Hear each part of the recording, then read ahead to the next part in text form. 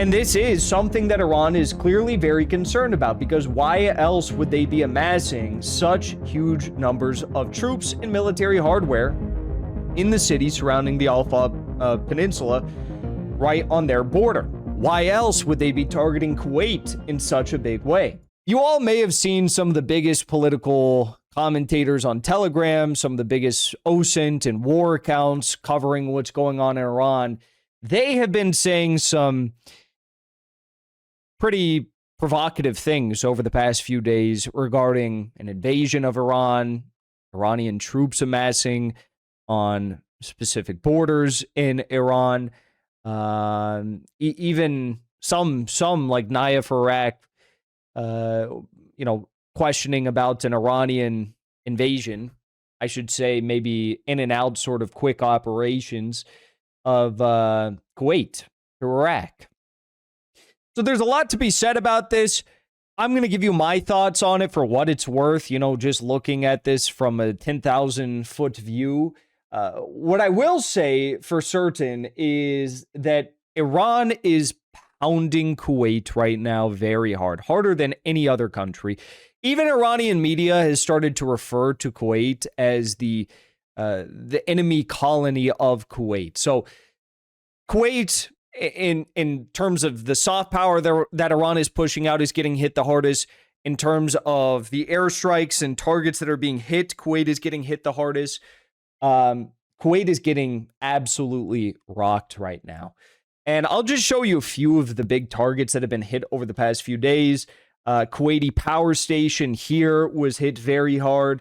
We have ATACMS and HIMARS missiles were both destroyed on Kuwaiti soil. 2 Eurofighter Typhoon jets of the Kuwaiti Air Force were destroyed in an Iranian ballistic missile strike that targeted Ali al-Salem Air Base. This was a very interesting one. We had the Kuwaiti Academy of Security. It's like their military academy in Kuwait. That was struck damn hard by Iranian missiles. Let's see if this video will play.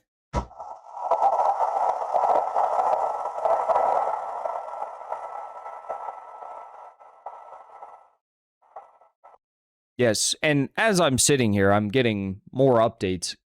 Big Kuwaiti journalists on X, Hamad al-Baijan, tweeted out, a Kuwaiti journalist is concerned about a potential Iranian ground offensive against Kuwait and says, ask the Iraqis, ? I think the Iraqis will probably leave a very nice comment for him, I'm sure. But no, I don't actually think that they're planning some sort of a ground invasion of Kuwait. But let's keep looking here. So this is more footage from the Kuwaiti Security Academy. And this is the real big ticket item. Now, we did in fact see that on one of Iran's small little islands in surrounding Keshem, I think it was Kish Island. I'm not sure which one exactly, though.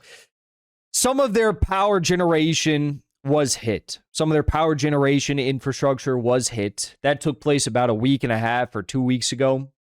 And since then, Kuwait is the only country, or should I say enemy colony, which has been hit and retaliatory responses by the Islamic Republic of Iran in a manner that targets similar infrastructure.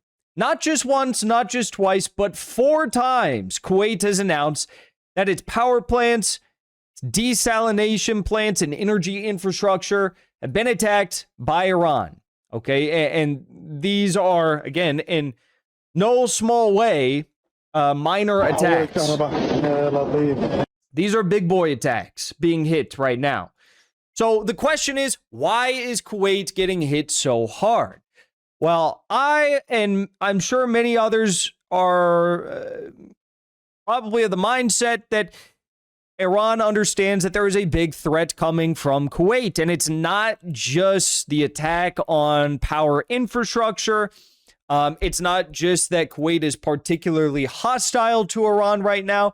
Something bigger is being planned in Kuwait, or I should say on Kuwaiti soil. And there's actually a lot of history to this. And we have some evidence to back up why we feel this way. For starters, today, we have the Pentagon demanding $80 billion more for funding in the Iran war. We know for a fact that Trump has another, 90 days of open-end warfare against Iran before he actually has to take this all to Congress and ask for permission to continue the war, meaning Trump needs to escalate this over the next 90 days. By September 30th, he needs to escalate this big time. So when he goes to Congress, Congress has no choice but, of course, to permit the continuation of this war. Not that he would probably, run into a lot of roadblocks if he were to put it before a vote in front of Congress right now. But we know for a fact that this is something that is in all likelihood going to escalate. And how do they plan to escalate it? Well, we are now seeing huge troop movements, huge movements of Iranian military hardware as well toward the border. Which border, you might ask? Well, let's take a look. Footage of Iran moving its military equipment through Khuzestan toward Kuwait border. This could mean that Iran is either planning to capture Kuwait or prepare positions to fight the American invasion through Kuwait. Now, I don't believe that they're trying to invade Kuwait. That doesn't really make a whole lot of sense to me right now. And how would Iran plan to invade Kuwait without air superiority and without any sort of air support? I mean, yes, they have drones. Yes, they do have fighter jets, and fighter jets did play a role over Kuwaiti soil, attacking U.S. positions in Kuwait during the war. But, we're talking about sustained, ground operation into Kuwait. Well, they're not going to have proper air support for a mission like that. So I don't believe that they're planning some sort of a ground invasion of Kuwait. I think they are simply there to protect Iranian sovereign soil. So let's get a closer look at this. Okay, so here you go. Here's the map. This right here, this waterway you can see right here, that is in effect the border between Iraq and Iran. So Iran is going to be over here, Iraq is over here, and then Kuwait is going to be further down here. And this is the Al-Faw Peninsula. Okay, so the Al-Faw Peninsula has a long documented military history. I have some supplemental information for you. The Al-Faw Peninsula, in February to March of 1986, during Operation Dawn 8, Iranian forces launched major amphibious assaults across the Shatt al-Arab waterway. This is the Shatt al-Arab waterway right here that separates Iran and Iraq again. So they launched major operations across the waterway. They cut off Iraq's main access to the sea and threatened Basra. This was one of Iran's most successful and significant actions in the entire war against Iraq. Iraq responded with counterattacks, including chemical weapons and Republican Guard assaults, but Iran held parts of this area for over 2 years, despite heavy casualties. Moving on, we had more operations. There's the second Battle of Al-Faw, Operation Ramadan Mubarak, April 1988. Iraq launched a decisive counteroffensive and recaptured the peninsula in a rapid operation. This victory helped shift momentum toward Iraq in the final stages of the war. And also in the Iraqi invasion, U.S. invasion of Iraq 2003, Al-Faw Peninsula was like one of the first staging grounds of U.S. troops in Iraq during the invasion, during the war. Okay, so it's notable for a number of reasons. It's also notable because it is going to be the territory that will land Iranian troops in a position to move into Kuwait, allegedly, from the point of view of the people that think that Iran is planning some invasion. Again, I don't believe that. It also would be the routes that these U.S. troops, 82nd Airborne Division, which we know are somewhere in West Asia, would need to take to get to Iran. If they want to get to, whoops, we zoomed in too much here. If they want to get to Iran, this would be the path that they have to take. Okay? So we'll see. To get to Khorramshahr, to get to Basra, to get further east into the country, further north into the country, they would have to cross right here, the Al-Faw Peninsula. And there is a distinct possibility that this could, in fact, happen. In fact, just this week, the Iraqi prime minister was in the United States. He met with Trump. He was conciliatory on a number of requests from the United States regarding Iranian-backed militias in his country.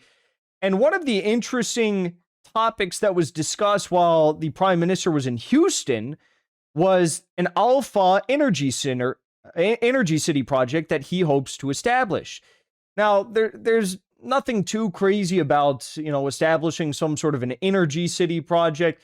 The crazy point here is that he is willing to, and has already, said as much, that he is open to literally giving land to American corporations like Halliburton, like ExxonMobil, to operate here in Al-Faw Peninsula.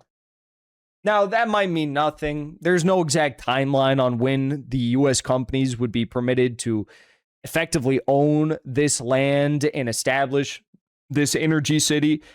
But what we do know for certain is that it's on the agenda. It's a very odd time for this to come up. And this is something that Iran is clearly very concerned about, because why else would they be amassing such huge numbers of troops and military hardware in the city surrounding the Al-Faw Peninsula right on their border? Why else would they be targeting Kuwait in such a big way? Now, I've said for a long time that I do think that the U.S. is going to target Chabahar down here and establish some sort of a forward operating base in Chabahar. If we can get in here, right here, this is Chabahar. They've been hitting Chabahar. That's where they hit the major maritime tower that you saw a few streams ago. They've obviously been hitting the Strait of Hormuz very hard, Bandar Abbas and all these surrounding cities, and cutting off all of the transport routes to Bandar Abbas.